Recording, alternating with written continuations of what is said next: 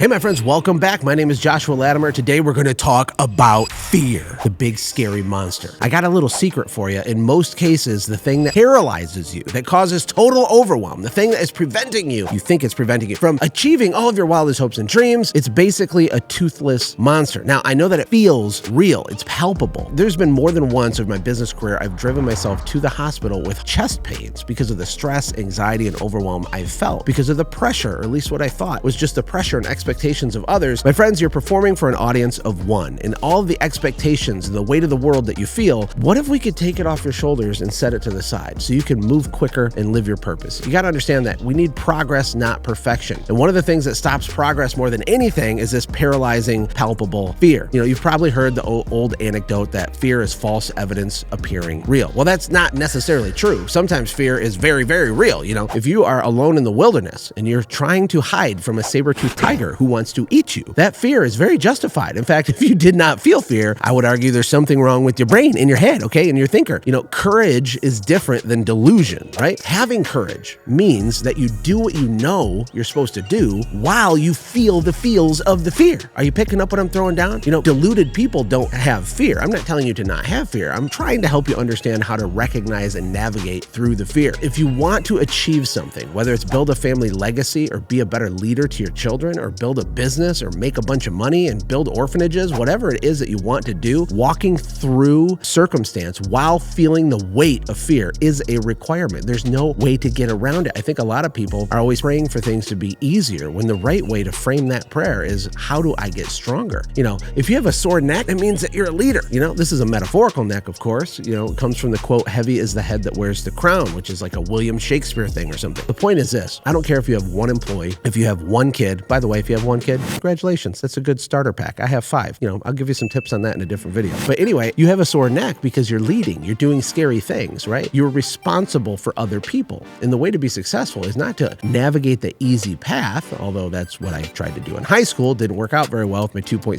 GPA. I'm sorry, Mrs. White. I apologize. Here's the thing, though. You don't have to be as scared as you think you do. You know, the saber-toothed tiger example, yeah, need to be scared. Is there a polar bear that wants to eat you for lunch? Yeah, be scared. But when it comes to business, the monster is toothless. The big scary monster is not that scary. Think about it like this. What's the worst that can happen? This is an incredibly useful, required question you need to ask yourself if you're struggling with anxiety and fear and overwhelm and panic right now.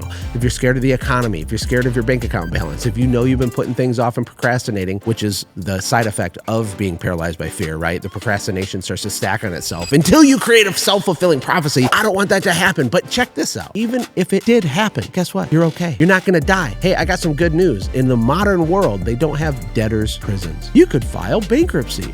Oh no, what if I file bankruptcy? Then everyone will think I'm a failure. Yeah, they will. But who cares? Why are we so scared of these things? You know, bankruptcy law is a gift. It's a gift. You know, 2,000 years ago, if you made some business moves and it didn't work out and you got into debt, you went to prison. And this is the ultimate catch-22 because you couldn't get out of prison until you paid the money back. But you couldn't pay the money back because you weren't out of prison. How does that work? That's not a good situation, right? Here's the deal. I'm not telling you to be irresponsible. I'm certainly not telling you to go file bankruptcy. What I'm saying is the thing you're so scared of that's causing you to inch closer to the edge of the cliff towards failure, that thing you're so scared of isn't even that scary. Worst case scenario, you file a BK. You have bad credit for 2 years. You relaunch your company. You lick your wounds and you start over a leveled up person. You know, one of my business mentors has a mentor himself. And the mentor that my mentor has will only work with entrepreneurs who have cycled. Now think about this. This is so epic. Cycling is when you make a fortune, lose it all, and then do it again. You know, most of us are just trying to make our first one, right? And the goal certainly isn't to lose it, but I'll tell you something. When you step forward in faith while feeling the fear and things don't work out, right? And things go sideways and you waste some money on accident and your bank account gets overdrawn or whatever happens, or you're using credit cards to meet payroll and you're having a panic attack. When you're doing these things, you are leveling up your neck. You're getting a stronger neck. You're learning as you go. You learn by iterating, and that's really valuable. And even if it all falls apart, there's value in that too, because you're going to have a new perspective, a new level of humility, a new level of wisdom and understanding that most people don't have. You want to know why? Because they can't get through the initial fear of starting in the first place. Is that you? Are you willing to potentially stub your toe and scrape your knee so that you could change your family tree? Ooh, that rhymed. That was very interesting.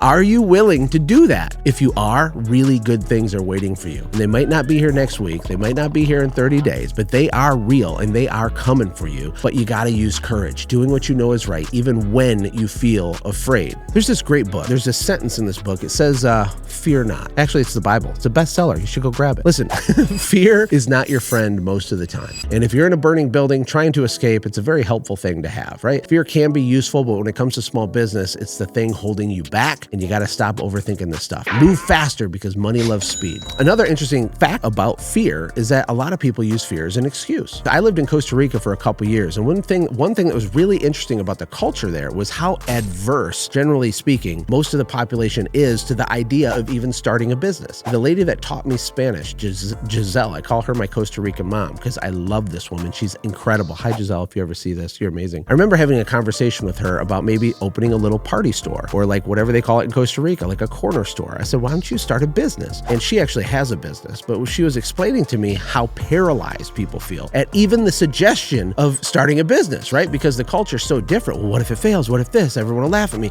I'm going to lose everything, right? And so they're so risk averse that they give themselves no upside. And that's really bad. In the United States, that's not the case all the time, but there's still people living with remnants of that type of thinking, and it's holding you back. Are you using fear as a justification to not go faster? It's just an excuse. It's a crutch, because you know why you're allowed to use it as an excuse is because society will accept that excuse. Society says, you're right, it's too risky, don't do that. Just get a job. Just get a job. Oh gosh, why would you do that? Oh, don't put your family through it. Why don't you get a real job? Are you going to get a real job? That's other people's fear trying to mess up your life. Don't use that as an excuse, right? It's not a valid excuse to the people that know. And I know that you know. So now you're not allowed to do that anymore. Another thing people don't think about is that fear itself is actually an opportunity because of groupthink. If you're feeling fear economically because of the recession, the coming storm, and interest rates, and I read an article that U.S. homeowners have already lost $1.5 trillion in home equity, and the recession didn't even start yet, okay? It's coming. It's coming. These are economic realities. I'm a hopium dealer. I'm an optimist, but these are numbers and data. It's true. But what happens is society as a whole generally starts to get more and more fearful. What does that mean for you? It means there's opportunity. There's opportunity to buy discounted assets. There's opportunity to acquire companies. There's people that are going to get so paralyzed the moment their phone stops ringing, they're going to sell you their entire business for pennies on the dollar. And that is an incredible opportunity for you if you can see it, if you can be level-headed while you feel the feels, but still make the moves you need to make. If you can network and connect and reach out and capitalize on these opportunities, it could make you a fortune. And then last but not least, I want you to think about this. Have you ever thought that success itself is actually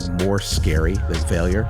Failure isn't uncommon. Failure's common. Mediocrity is common. It's common. People aren't going to beat you up that bad for being average, right? In a sea of 5'10" people, you only have to be 5'11" to stand out. And a lot of people try to pull you down and slam you on the ground, right? Because you pushing yourself up makes them feel like they're down. And that's not your intent, but that's how they feel. That's their own internal conflict. The thing is being successful carries great responsibility. People look up to you. They set expectations on you. And although you are not responsible for the way that all these other people feel, it is a burden to carry. A lot of people don't understand that being successful is a weight. And so if you're not doing things to push through your fear right now, you won't be able to handle the weight of being successful even if it happened, right? I heard someone say on a podcast this morning that any fool can make a fortune, but it takes a brain to keep one. And in the same train of thought, any fool can have a little bit of success, but you'll collapse underneath the pressure of what's required to manage and steward that success. If you haven't done hard things and walked and faced the big scary monster, whatever that is to you, so you can realize it's toothless. If you haven't done this repeatedly on a small level, a mid-level, and then eventually a big level, if you haven't done that, you won't be able to keep the success that you make